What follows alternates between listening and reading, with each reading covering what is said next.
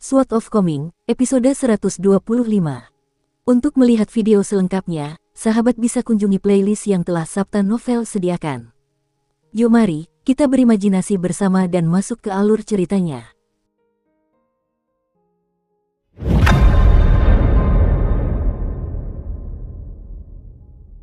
Di depan kediaman dengan plakat, air indah angin mulia. Mungkin karena merasa kematian sudah dekat, pendeta Tao tua yang buta itu tiba-tiba menjadi gila dan mulai mengucapkan omong kosong yang tidak masuk akal. Di balik lengan bajunya, Lin Soyi memegang jimat di masing-masing tangannya, mutiara di dalam piring dan hujan api. Ia akan berusaha sekuat tenaga, tetapi sisanya akan bergantung pada kehendak langit. Di sampingnya, Chen Pingan diam-diam mengendalikan gumpalan ki yang seperti naga yang berkelana di tubuhnya. Ia memeriksa kedua titik akupunturnya untuk memastikan gumpalan ki pedang masih ada dan tidak terganggu. Bagaimana ia memastikan hal ini? Sebenarnya sangat sederhana. Selama naga api yang membawa rasa hangat dan nyaman ke meridiannya tidak berani berhenti di depan titik-titik akupuntur tersebut, maka itu menandakan bahwa dua gumpalan ki pedang yang sangat kecil itu pasti masih ada. Kali ini, Chen Pingan merasa bahwa seberkas ki pedang belum tentu cukup untuk membunuh hantu wanita bergaun pengantin itu. Jika demikian halnya, maka dia akan melepaskan kedua gumpalan ki pedang itu. Hatinya pasti akan sakit setelahnya, tetapi ini jelas lebih baik daripada mati. Akan tetapi, hati Chen Pingan sebenarnya sudah terasa sakit bahkan sebelum dia menggunakan setitik ki pedang pun. Karena itu, raut wajah anak laki-laki yang kikir itu tampak sedikit kaku. Ada pula hasrat membunuh yang kuat. Li Huai tiba-tiba menyadari bahwa keledai putih di sebelahnya menghentakkan kaki tanah dengan kuat berulang kali. Dibandingkan dengan rasa kesal dan gelisahnya di pagi hari, keledai putih itu tampak sedikit gembira dan gembira saat ini.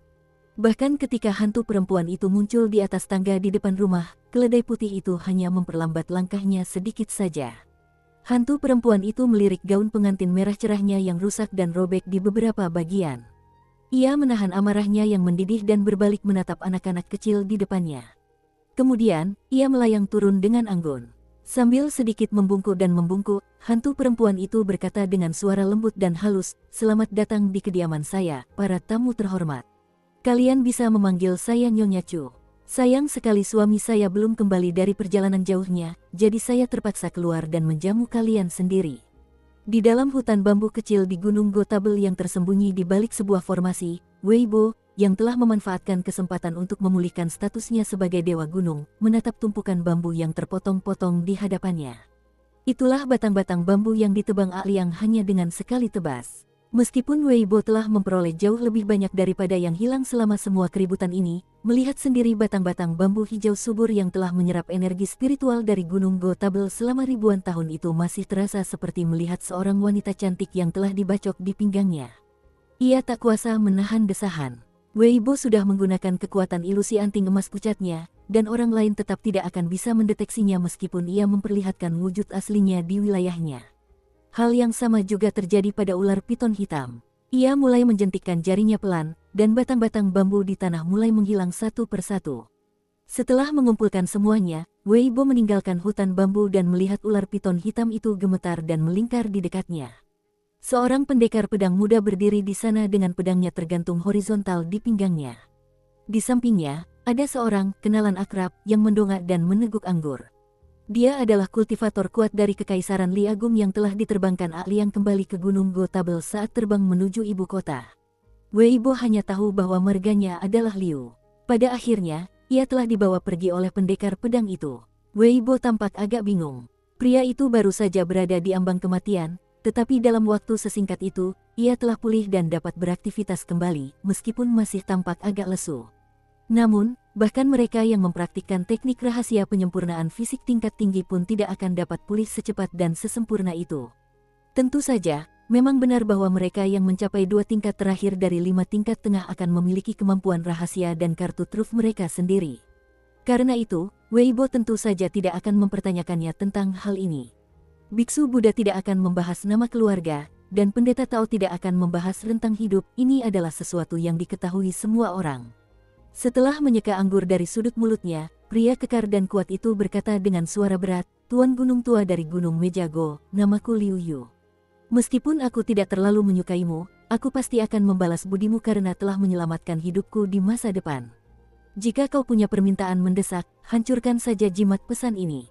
Jika aku sedang tidak sibuk dengan tugas yang diberikan oleh Istana Kekaisaran, aku pasti akan datang membantumu meskipun aku berada di kota naga tua paling selatan di benua botol harta karun timur.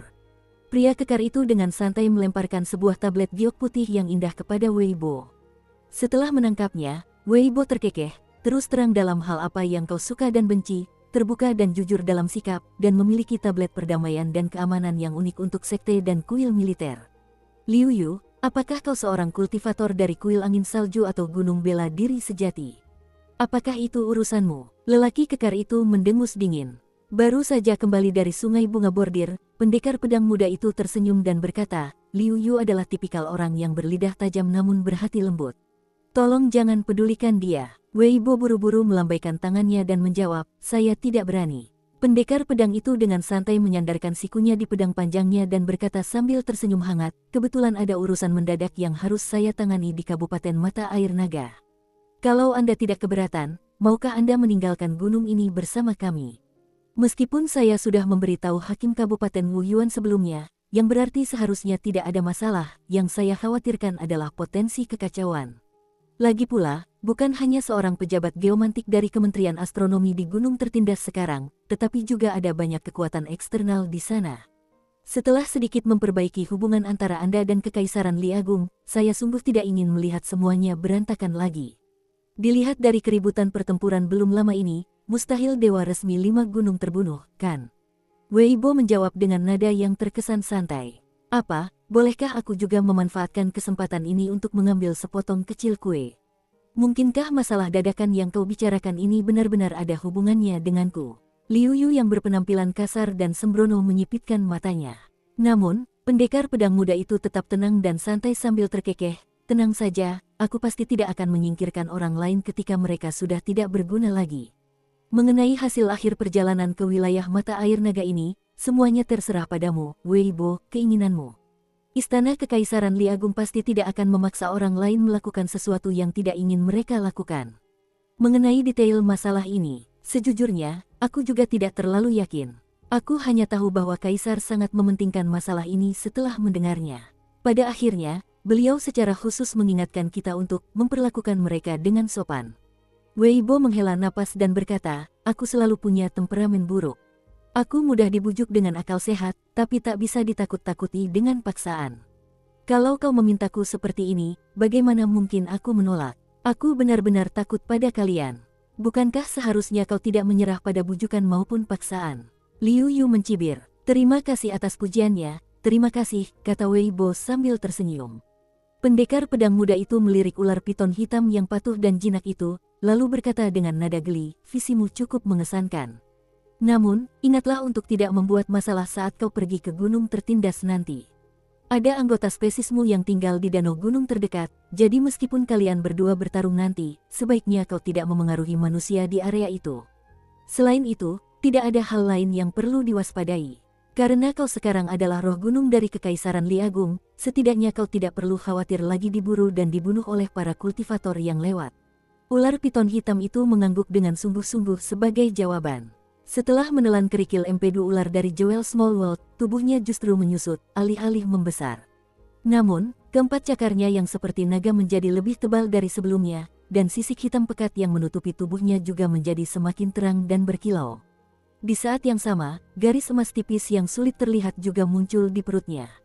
Karena masih tidak ada seorang pun yang tinggal antara sini dan daerah Dragon Spring, mereka tidak perlu beristirahat di pagi hari dan melakukan perjalanan di malam hari meskipun mereka membawa ular piton hitam itu.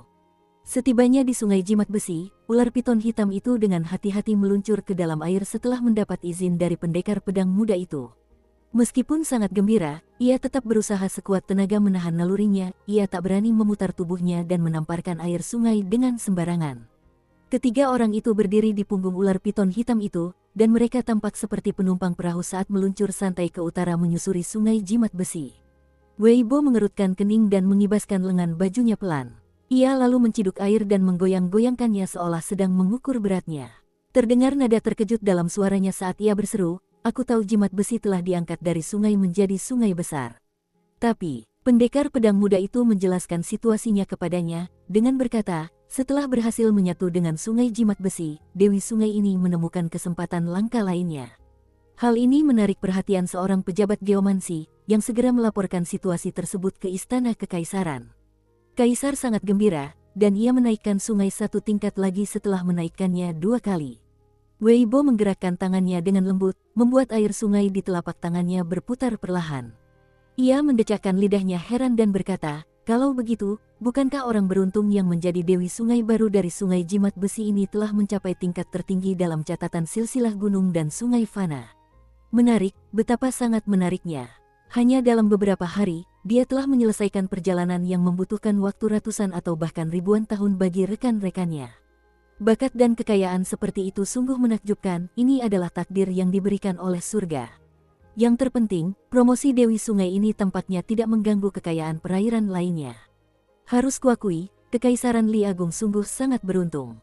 Ekspresi pendekar pedang muda itu akhirnya berubah serius untuk pertama kalinya, dan ia bertanya, "Weibo, apa kau yakin promosinya tidak mengganggu peruntungan gunung dan sungai lainnya? Apa kau yakin peruntungannya semua berasal dari Sungai Jimat Besi yang awalnya kecil?" Weibo tersenyum dan tetap diam. Pernah menjadi dewa resmi Gunung Utara Negara Air Ilahi, pengamatannya memang tajam dan tak tertandingi oleh para pejabat geomantik dari Kementerian Astronomi. Bahkan, para pejabat geomantik ini hanya bisa dianggap amatir di antara para ahli. Akibat pertempuran dengan ahli yang belum lama ini, gunung dan sungai di Kekaisaran Li Agung mengalami pasang surut, menyebabkan nasib kekaisaran juga goyah.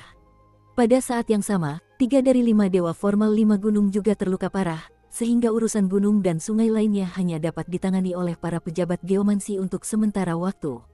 "Weibo, aku yakin hanya informasi ini saja yang bisa memberimu imbalan besar dari Istana Kekaisaran," kata pendekar muda itu dengan suara serius. Weibo mendongak, dan angin sepoi-sepoi menerpa wajahnya. Saat ini, pemuda yang tadinya tampak begitu halus itu tampak semakin seperti seorang abadi yang transenden. Tatapannya lembut, dan ia bertanya dengan senyum tipis, "Bisakah aku menukarnya dengan kesempatan kecil yang ditakdirkan? Misalnya, menciptakan jalan yang lebih mulus menuju keabadian bagi seorang murid baru di istana musim semi abadi selama 100 tahun ke depan." Ini adalah murid yang sudah memiliki bakat untuk mencapai 5 tingkat tengah. "Ini tidak sulit," jawab pendekar muda itu sambil tersenyum. "Aku merasa bersalah terhadap klan Liu dari negara air ilahi," gumam Weibo lirih. "Sudah berapa tahun yang lalu, bahkan dewa gunung dan dewa sungai yang menikmati umur panjang seperti kekaisaran pun tidak sesentimental itu padamu," gerutu Liu Yu tak sabar. "Ketika kekaisaran runtuh, itu sudah merupakan kekayaan yang sangat besar jika patung emasmu tidak ikut runtuh. Jika kau mampu mengabdi pada kekaisaran baru dan terus menikmati dupa dan persembahan, maka itu adalah kekayaan yang jauh lebih besar daripada yang bisa diimpikan. Bahkan jika kau berhutang budi pada klan Liu dari negara air ilahi, itu sudah terjadi beberapa ratus tahun yang lalu. Terlepas dari apakah mereka pantas mati atau tidak, mereka semua sudah mati. Jadi kenapa kau masih bertingkah melodramatis seperti itu?" Dukung terus channel YouTube Sabta Novel. Weibo sama sekali tidak menghiraukannya. Satu-satunya yang terngiang di telinganya hanyalah desiran lembut air sungai. "Dasar orang keras kepala, dan ternyata aku berutang budi padamu. Ah, sungguh malang," geram Liu Yu yang teguh hatinya. Pendekar muda itu tertawa terbahak-bahak dan berkata, "Nasib buruk tetaplah takdir. Kalian berdua harus menerima ini dan menanggungnya. Aku penasaran apakah Lentera Tua akan berselisih dengan Nyonya Chu dalam perjalanannya ke selatan," ujar Liu Yu santai. "Kalau mereka sampai berkelahi, aku berani bertaruh Lentera Tua akan kalah telak." Pendekar muda itu menggelengkan kepala dan berkata, "Semoga semuanya berjalan lancar tanpa masalah. Nona Chu sangat penting bagi Kekaisaran Li Agung. Selain itu, beliau juga tipe orang yang teguh pendirian dan akan memilih bertarung sampai mati tanpa ragu jika keadaan benar-benar seperti itu. Jika Anda tidak terluka parah, dan jika wanita itu tidak perlu segera kembali ke istana musim semi abadi untuk menjemput Yang Mulia, maka saya tidak akan meminta Menteri Istana Han untuk menerima tugas mengawal mereka ke selatan." Menteri Istana Han ramah di luar dan tegas di dalam, dan emosinya sebenarnya bahkan lebih buruk daripada Anda. Liu Yu tertawa terbahak-bahak dan berkata, "Jangan khawatir, aku yakin semuanya baik-baik saja. Selama tidak ada cendekiawan yang elegan dan berbakat di kelompok ini, tentu saja Nona Chu tidak akan menyukai mereka. Bahkan, jika Lentera Tua 30 atau 40 tahun lebih muda, dia mungkin benar-benar ditempatkan di kediamannya untuk bertindak sebagai suaminya. Kalau kau memang berani, kenapa kau tidak mengulanginya di depan Nona Chu?" Goda pendekar muda itu. Jika dia berani meninggalkan wilayahnya, maka aku akan berani mengulanginya di depannya, Liu Yu terkekeh. Pendekar pedang muda itu mendesah penuh emosi dan berkomentar, orang bijak disebut bijak karena mereka memiliki dunia kecil mereka sendiri. Ketika mereka tinggal di dunia kecil ini, mereka dapat menikmati semua waktu yang tepat, keuntungan geografis, dan dukungan rakyat. Sayang sekali Anda seorang pendekar pedang, Tuan, kata Liu Yu dengan iba. Kekuatan seperti itu tidak bisa dicapai oleh pendekar pedang. Kalau tidak, jika kemampuan menyerang dan membunuh Anda tak tertandingi, dan Anda juga menikmati pertahanan dunia kecil seorang bijak, maka... Pendekar muda itu mengangkat sebelah alisnya dan terkekeh, aku sudah punya pedang, jadi apakah ini tidak cukup? Baru pada saat inilah pendekar pedang yang berpenampilan biasa itu memberikan kesan yang menyilaukan dan nyaris menyilaukan. Ada senyum dipaksakan di wajah Liu Yu. Wei Bo tiba-tiba berdiri tegak dan memandang ke kejauhan, hanya untuk melihat seorang wanita duduk di dahan pohon willow yang menjulang horizontal di atas sungai. Ia mengenakan jubah biru, dan pelindung wajah menutupi penampilannya. Rambutnya panjang dan berwarna emas pucat yang langka, dan tergerai sampai ke permukaan sungai Iron Talisman yang bergelombang lembut mengikuti air. Entah mengapa, Wei Bo teringat pada baris puisi populer. Saat memasuki air, bunga willow bergelombang seperti dakwit. Catatan, frasa yang digunakan untuk bunga willow, Yang Hua, sesuai dengan nama Yang Hua. Garis ini juga melambangkan orang-orang yang sedang dipermainkan oleh takdir, di mana nasib mereka berfluktuasi dan tidak pasti. Kita lanjut ke alur ceritanya. Ketika pendekar pedang muda itu melihat wanita itu, ia menjelaskan dengan tenang, dia adalah Dewi Sungai dari Sungai Jimat Besi. Ia baru saja membentuk tubuh dewanya, dan istana kekaisaran masih belum membangun kuil Dewa Sungai untuknya. Karena itu, jiwanya masih sedikit labil. Tanpa menoleh, Wei Bo bertanya, siapa namanya? Nama nona kecil ini memang sangat bagus, Yang Hua, seperti pohon willow elemen air. Catatan, deskripsi ini, Sui Sing Yang Hua, berasal dari mimpi di rumah-rumah merah, dan sebenarnya digunakan untuk menggambarkan wanita dengan moral yang longgar. Elemen air mengacu pada fakta bahwa seseorang memiliki watak yang mudah berubah seperti air. Liu Yu kemungkinan besar sedang menyindir. Kita lanjut ke alur ceritanya. Seru Liu Yu dengan dingin. Selama ini, dia menikmati kekayaan yang menyaingi surga, kekayaan yang cukup membuat orang lain iri. Dia lahir di pedesaan, dan setelah dipilih oleh seorang pejabat geomansi karena bakatnya yang mengesankan, dia semakin diakui oleh jimat pedang Taois yang terkenal di ibu kota. Dan sekarang, dia bahkan telah dipromosikan menjadi Dewi Sungai yang agung dengan sedikit tandingan. Dengan kekayaannya, bukankah dia akan naik ke surga di masa depan? Ekspresi Wei Bo kembali normal, lalu ia duduk di punggung ular piton hitam itu dan berkata, oh, jadi dia punya bakat seperti Dewi Hujan. Pantas saja perjalanannya semulus angin dan air. Dengan tetangga sekuat itu yang akan selalu kulihat, entahlah apakah ini akan baik atau buruk. Meskipun pendekar muda itu merasa komentar ini agak aneh, dia tidak dapat menjelaskan secara pasti apa sebenarnya yang menurutnya aneh mengenai komentar tersebut. Akan tetapi, untuk memperlihatkan kebolehan seorang Dewi Hujan memang merupakan peristiwa langka, yang hanya terjadi 1 abad sekali. Menunggangi ular piton hitam, Wei Bo dan yang lainnya meluncur melewati pohon willow yang rindang. Dewi Sungai Yang Hua tidak menghiraukan mereka. Di negeri air ilahi dahulu kala, penyair berlimpah dan khususnya terkenal karena menciptakan puisi perpisahan. Setelah dinyanyikan dan diwariskan oleh para perempuan di rumah bordil, puisi-puisi ini seringkali menjadi terkenal dan dengan cepat menyebar ke seluruh benua. Dalam puisi-puisi ini, bunga poplar setara dengan bunga willow. Catatan, istilah untuk bunga poplar sesuai dengan nama Yang Hua. Lihat catatan kaki di bawah ini. Kita lanjut ke alur ceritanya. Akan tetapi, seperti yang dikatakan Liu Yu yang kasar dan kekar, semua hal itu sudah menjadi sejarah kuno. Kalau Wei Bo tidak menjelaskannya, siapa yang akan peduli? Kalaupun dia menjelaskannya, siapa yang mau mendengarkan? Hanya orang bijak Konfusianisme yang pernah meninggalkan catatan poplar, yang merupakan tempat tumbuhnya pohon willow. Catatan, hal ini secara teknis kurang tepat saat ini, tetapi di Tiongkok kuno, istilah untuk poplar juga mencakup pohon willow. Oleh karena itu, istilah bunga poplar, Yang Hua, dan bunga willow atau catkin, Liu Hua, Su, digunakan secara bergantian. Bahkan, poplar dan willow juga digunakan sebagai istilah tunggal, Yang Liu untuk merujuk pada pohon willow. Kita lanjut ke alur ceritanya. Wei Bo tiba-tiba berbalik, namun Dewi Sungai Yang Hua sudah tidak terlihat dimanapun.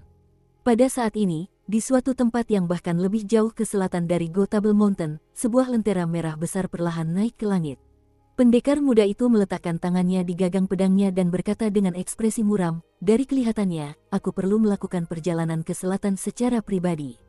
Namun, tepat pada saat ini, di suatu gunung megah di perbatasan Kekaisaran Li Agung, seberkas cahaya putih melesat dari puncak gunung dan melesat cepat ke utara.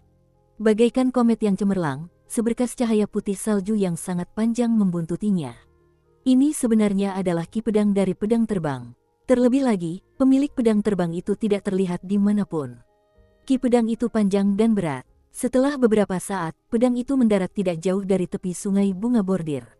Menghancurkan formasi yang hampir sama kuatnya dengan hasil karya seorang bijak dengan satu tusukan, pedang itu mendarat tepat di depan seekor keledai putih.